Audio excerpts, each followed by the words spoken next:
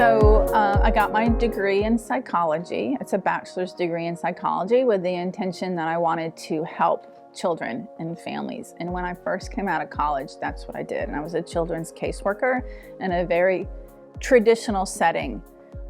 Within the first year out of college, I felt actually a little frustrated because I really wanted to see change. Like, I saw people struggling in their lives, and I felt like we were offering them a glimmer of hope by therapy and behaviorists and even medication management. But in my opinion, I didn't see the change happening like I thought, or to the level that I really wanted. So I started dabbling in all different things, professionally, different jobs, different careers, all still related to children, big brothers, big sisters. I was a child victim advocate with the state attorney's office. But in my personal life, I'm a very spiritual person. So I'm always, I'm actually quite obsessed with trying to understand the spiritual side of things. And who we really are, what we really are, and what we're really capable of, and all different things like that, from more of a, I'm a spirit having a physical experience. So that's my full-time obsession. And I came across a book related to it was a true story. It was a psychologist who was working with this woman for several years in traditional therapy. And she had social anxieties and relationship issues and some different fears. And he felt that they would make progress in their therapy sessions. But then the next week she'd come in and she'd still report a lot of the same kind of problems. And so he was getting pretty discouraged, and it had been several years of that. And so he just thought, what the heck, I'm gonna try hypnosis. And it's not something that he did regularly, but he had some training in it. And he did, and she immediately started having successes and changes.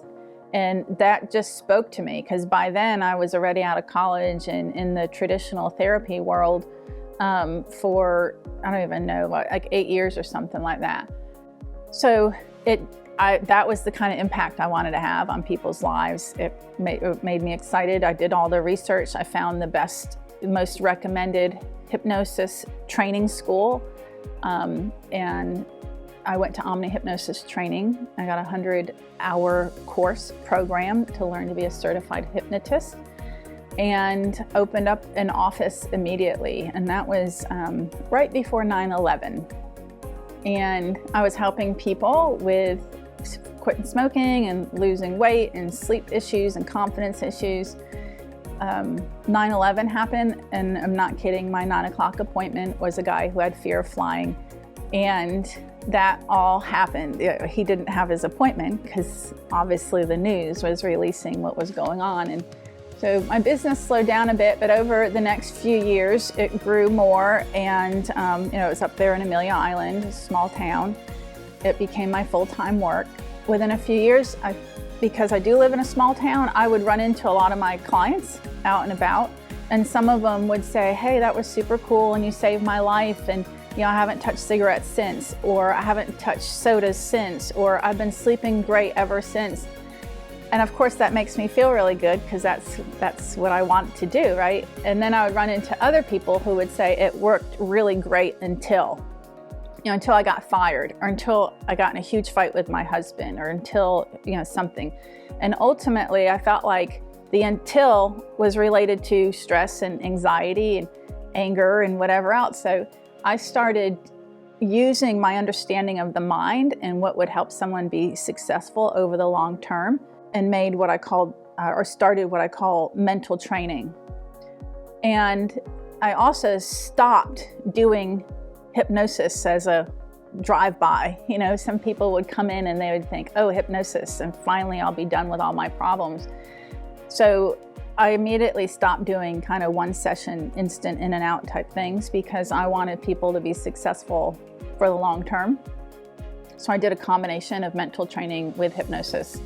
I started teaching people how to use their mind better. And that's not ever stopped. So now, hypnosis to me is a tool, not only for the topic and the subject they want to change, but like my 20-minute hypnosis for transformation is, I call it an invisible tool belt of skills that a person can use to quiet the chatter in their mind. And I work a lot with athletes and just regular folks, but ultimately it's all the same. You can't have the type of thoughts that are making you angry. You can't have the types of thoughts that are making you regretful. You can't have the type of thoughts that are stressing you out. Like, whatever the dysfunctional chatter is, there's an instantaneous cause and effect relationship between the mind and the body.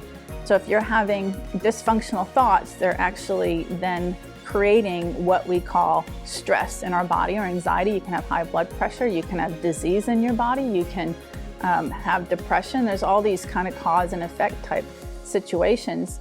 So if somebody learns how to manage their mind and their thoughts and quiet their mind, and I teach them to have kind of like a third person perspective and watching their thoughts.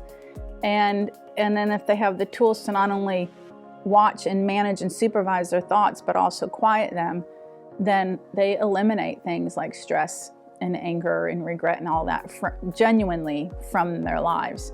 So I do hypnosis and mental training at this point, and then have developed products springing off of both of those. So I have mental training products like online courses and clinics and lectures and workshops. I have downloadable things like Mind Mastered. There's many different ways to give people the tools to help them make really profound, positive, and permanent changes.